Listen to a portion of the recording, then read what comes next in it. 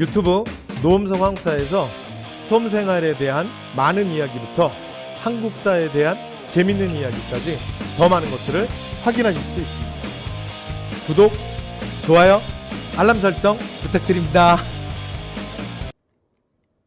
안녕하세요. Q&A 짤강 시간입니다.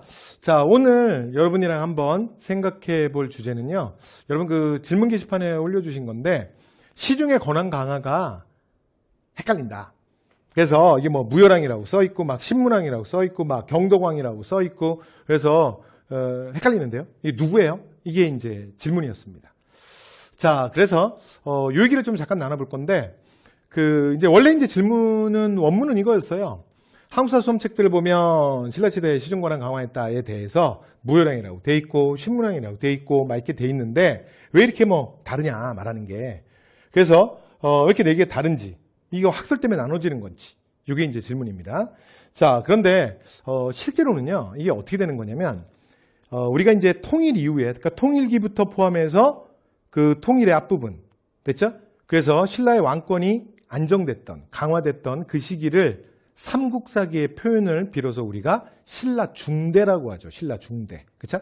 그래서 통일신라의 무열계 직계들이 왕위를 계승할 때. 그래서 그 신라 중대는 왕권이 강했을 때거든요. 그래서 시중의 권한 강화는 사실은 특정한 왕에 이렇게 국한시키실 필요는 사실은 없습니다. 그래서 신라 중대 요 왕들은 이 무열계 직계 왕들 때는 전부 그랬어요. 전부. 됐죠? 네. 그래서 그냥 그렇게 생각하시면 될 것 같습니다. 됐죠? 자, 이렇게 제가 답변을 드리고요. 자, 그러면 실제로 이제 신라, 통신라를 거치는 그 국왕 때 그 시중과 관련된 얘기들이 그럼 어떻게 실제로 나오냐? 거기 조금만 더 해볼게요. 조금만 더 하면 이게 이렇게 되는 거야. 원래는 통일기 전에 그 시중이라는 건 실제로는 그 단어는 나중에 나옵니다. 경덕왕 때 나오는 거야. 경덕왕 때 그 명칭이 사실 처음으로 나와요. 처음으로. 그런데 집사부의, 그러니까 중앙정부 부처의 책임자를 중시라 그러잖아요.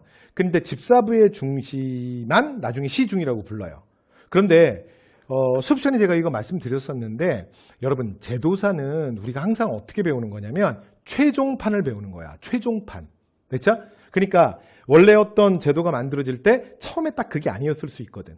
그러면 그 과정을 다 얘기하면 실제로 어떤 부처가 만들어질 때 뭐 붙었다 떨어졌다 또는 뭐 두 부처 합쳤다 떨어졌다 이름이 바뀌었다 이런 일이 너무 많거든. 그러면 그걸 다 외워? 다 외우냐고. 아니 그리고 그렇게까지 우리가 그 제도사를 옛날 고려의 제도를 옛날 신라의 제도를 우리가 다 알아야 돼? 그렇기 때문에 제도사는 기본은 무조건 최종판을 기억하시면 됩니다. 됐죠? 그래서 집사부의 중심안을 시중이라고 하기 때문에 그냥 집사부 시중이라고 하는 거예요. 근데 이걸 정확하게 따지면 사실은 집사부의 중시가 시중이라고 불리우게 되는 건 경덕왕 때입니다. 경덕왕 때. 그렇죠? 한참 뒤에야. 여기까지 되죠? 자, 그런데 우리가 이제 집사부의 시중이라는 말이 시작되는 건 어디서 시작되냐면 이 진덕여왕 때부터 시작이 되죠. 왜 그러냐면 원래 집사부라고 하는 부서가 없었거든. 그런데 진덕여왕이 왕권 강화를 하기 위해서 이게 진흥왕 때 만들었던 품주라는 기구가 너무 센 거야.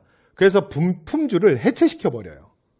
그런 다음에 원래 했던 품주가 했던 재정의 업무는 그러니까 따로 빼고 그 다음에 국왕의 명령을 받는 약간 정치적 업무, 그래서 국왕의 명령을 수행하는 일만 정치적인 업무만 집사부로 빼버린 거야.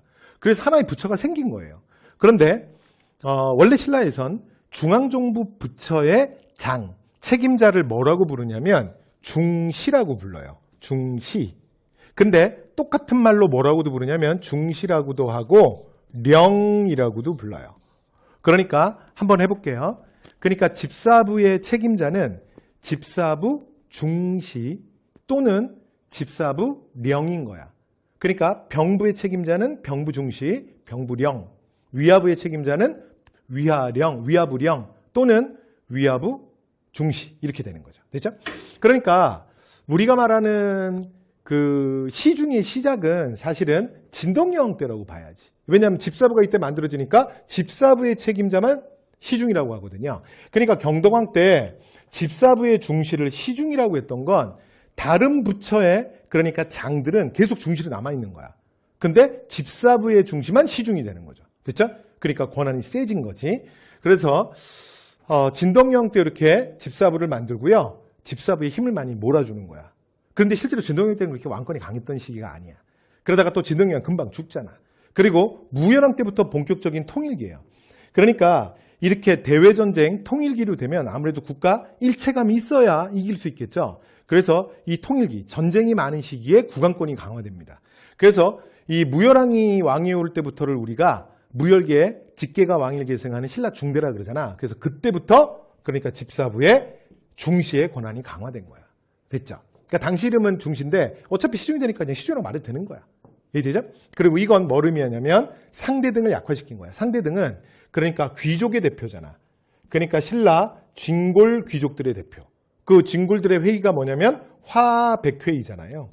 이 화백회의의 멤버들을 그러니까 대등이라고 하고, 그리고 그 대등 중에 대표 의장을 뭐라 그러냐면 상대등이라고 하지. 그러니까 상대등은 뭘 의미하냐면 바로 귀족권의 상징이에요. 그런데 왕명을 수행하는 집사부의 시중이 권한이 강화되는 건 바로 귀족들을 눌렀다는 거예요. 그러면서 자 무열왕 때는 바로 이 시중이 거의 재상과 같은 역할을 하게 됩니다. 그리고 이건 뭘 보여준다? 왕권 강화를 보여주는 거예요. 그리고 문왕 시기에 삼통일이 완성되잖아요. 그죠? 그러니까 당연히 집사부 시중의 권한은 계속 유지가 되는 거죠. 그러다가 자 신문왕 때는 더 왕권 강화를 해요. 그러면서 귀족들 막 다 때려잡잖아. 그렇죠? 그러면서 중앙정보부처 정리하지, 지방대도 정비하지, 그 다음에 군대도 신문왕이 꽉 틀어잡지. 그게 바로 중앙군은 구서당, 지방군은 십정이잖아. 그러니까 이때는 워낙 신문왕이 왕권 강화할 때니까 당연히 시중의 권한 강화되죠. 그죠? 네, 그래서 이제 좀 대답이 되셨나요? 그런데 실제로 시중이라는 단어는 원래 경덕왕이 처음 만든 거예요. 되죠? 그래서 자 집사부의 중시만 특별히 시중이라고 부르는 거지. 근데 우리가 제도사는 항상 최종판을 보니까 어차피 이 중시가 시중이 되니까 이 앞에 것도 그냥 소급해서 우리가 시중이라고 부르는 겁니다. 그래서 시중의 권한 강화를 가지고 실제 결론 문제는 무열왕이니 아니면 신문왕이니 경도왕이니 이렇게는 시험에 절대 낼 수 없어요. 됐죠? 그러니까 왕권이 강한 시기는 전부 이런 게 이루어지는 거야.